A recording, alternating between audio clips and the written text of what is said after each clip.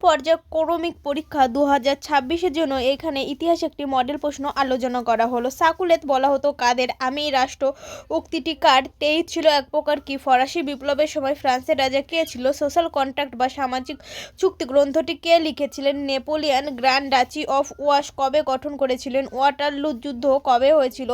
ও নেপোলিয়নকে বিপ্লবের সন্তান বলা হয় কেন? প্যারি কমিউনের প্রথম মেয়র কে ছিলেন? নেপোলিয়ন কবে নিজেকে ফরাসি সম্রাট হিসাবে ঘোষণা করেছিল? লেটার দ্য ক্যাসে কি সত্য মিথ্যা নির্মাণ করো?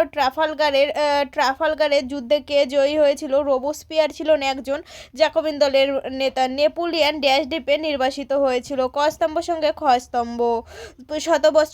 শত দিবসের রাজত্ব আর হলো 1807 সাল।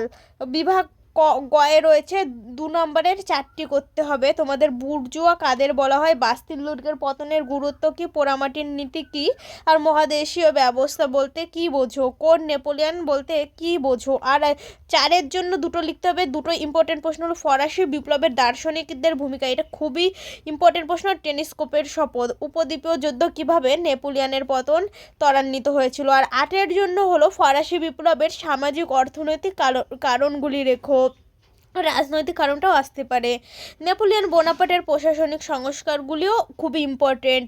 এই প্রশ্নগুলো যদি তোমরা এখন থেকেই প্র্যাকটিস করো তাহলে তোমরা কালকের পরীক্ষায় পুরো 40-এ 40 নম্বর পাবে। আর ভালো লাগলে অবশ্যই লাইক কমেন্ট সাবস্ক্রাইব করে পাশে থাকবে।